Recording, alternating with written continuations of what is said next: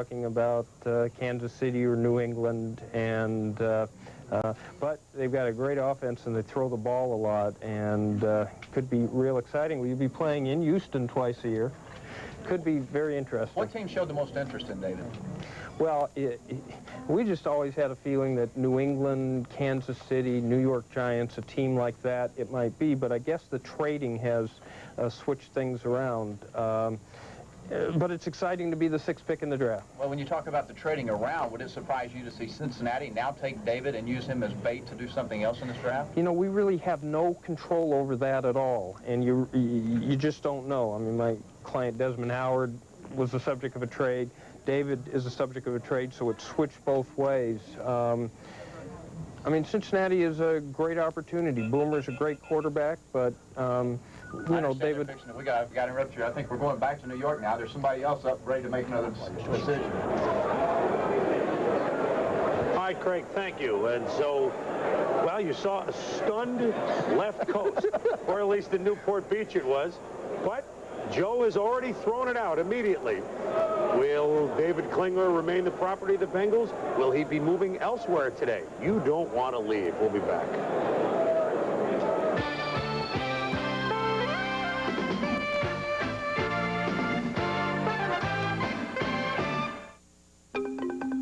Point of fact. It takes the average person an average of 20 keystrokes to do an average task with their PC. Counterpoint. You can do it with just a point and click with Microsoft Windows.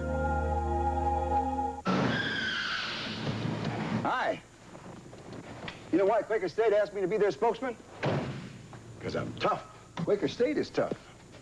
Tough on wear and tough on sludge. If you use Quaker State in your new car's engine, they'll guarantee it for 250,000 miles or 10 years. In writing, Quaker State is one tough motor oil. So naturally, they asked me because I'm tough.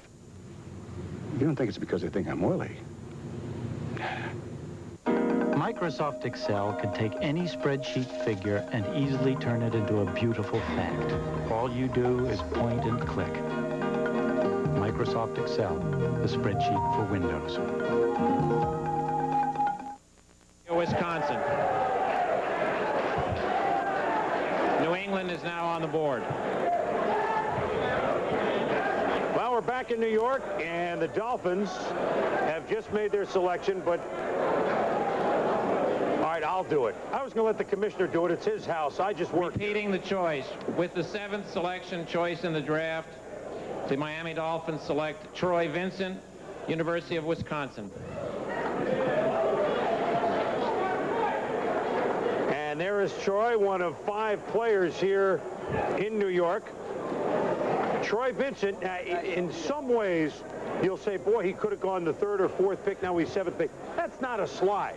That's just the way it looked. And Don Shula can't believe the gift wrap package his son David just gave to him, because in Troy Vincent, they've got 2 good safeties. There's no question about that in Miami. But corners are a problem. He's going defense, defense, defense. This is the pick that he got from Phoenix by trading last year's #1 Randall Hill to the Cardinals. Miami has 2 first-round picks. They'll pick again with the 12th slot. They'll probably get a pass rusher there.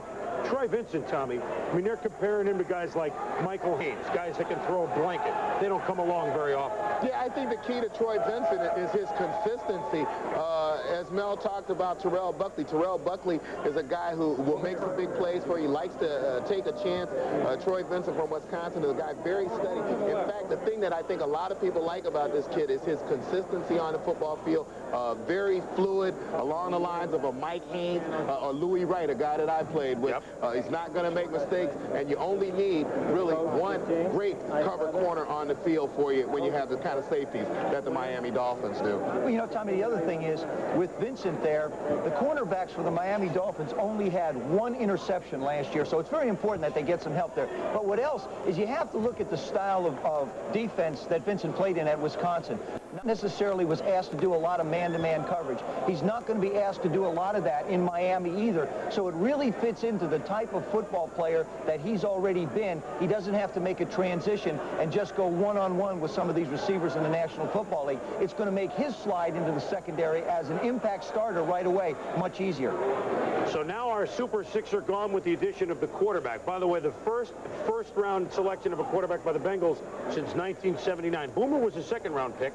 The throwing Samoan, Jack Thompson, was a #1 pick in 1979 by the Bengals. Now, David Klingler, Mel, a run-and-shoot quarterback type. Can he read? Can he develop? Everyone that looked at him said the arm is great. How about the poise? He struggled a little for him last year. Well, he struggled, Chris, because he didn't have an offensive line, of course, with that run-and-shoot this year. But you saw him as a junior when he really developed into a great quarterback. He has that quick release, but it's a low delivery. Teams are a little concerned about that, in addition to the fact that he did take that pounding this year, but held up, which shows that he has that toughness to really take a pounding, withstand it. It's a big, strong kid. You got to like his arm, but he has to adjust mechanically and technically to a pro offense. He's not going to the Houston Oilers. There's only really one run-and-shoot team left. So now all of a sudden he has to fit into the Bengals. Troy Vincent, of course, we talked about earlier, but Klingler fits in well with the Bengals.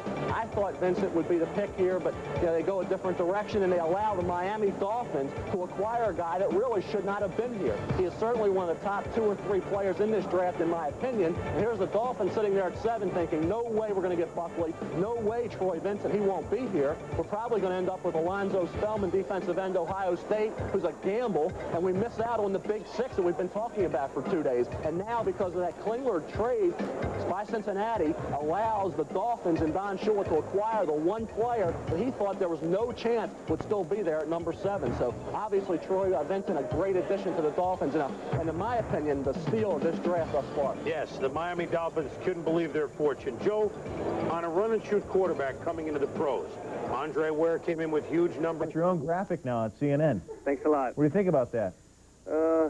Christian Amanpour has. Away, or is it going to take a while for him? Of course, with Boomer, if he stays there, he doesn't have to pick it up right away. Well, what happens is with Boomer, for example, they rated Klingler above Boomer from his college workout, so they felt like this kid was comparable to the quarterback they had. I still don't believe. Forget that there was a kid out of Portland State by the name of Neil Lomax who played in the run and shoot that turned out to be one heck of a National Football League quarterback. So I don't think Klingler will have any problem whatsoever making the transition from a run and shoot college quarterback to a professional semi-drop back or drop back style of offense. The New England Patriots are next on the board. We got to think they're going to pick the guard, Ed Searcy from Miami. Let's go to Cleveland now. And the first-round pick of the Washington Redskins, the Heisman Trophy winner, Desmond Howard, is with our Andrea Kramer. Andrea. Thank you, Chris. Poor Desmond's been sitting here saying, are they going to interview me? Finally, here we are. We have you here. Congratulations. Joe Gibbs had you on the phone. I know you were pretty excited about the selection by the Redskins. What did Gibbs say to you? Well, basically, he said that they were making the trade up. They really were excited to get me, and that they, it was going to be a fun time in Washington. I'm very happy to be going to Washington. I think it's a lovely area, and the chance to play under great veteran receivers like Art Monk and Sanders, and to learn with these guys is going to be a very good experience for me. I think that's what has helped me become a Heisman Trophy winner in Michigan, because the mentors that I had. This didn't happen overnight, so I'm very happy to go to Washington, the nation's capital. We know that Green Bay was interested in you and Washington was interested in you, but were you surprised that Washington leapfrogged to take your pick? It's the highest that the defending Super Bowl champions have ever selected.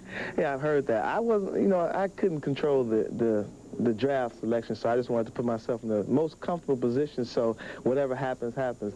I'm glad this took place. You have other goals going into Washington aside from just excelling on the football field. What are some of your goals?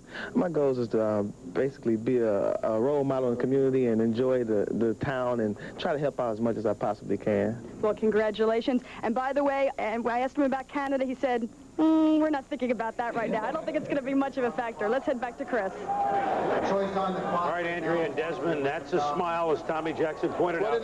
There is a smile that of a Heisman Trophy winner that has gone to the Super Bowl champs.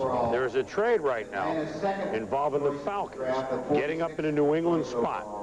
And we're going to get Gary Danielson is in Sewanee at the Falcons headquarters, who have 2 first-round picks. They want to move up. They're always active on draft day. Here we go again, Gary.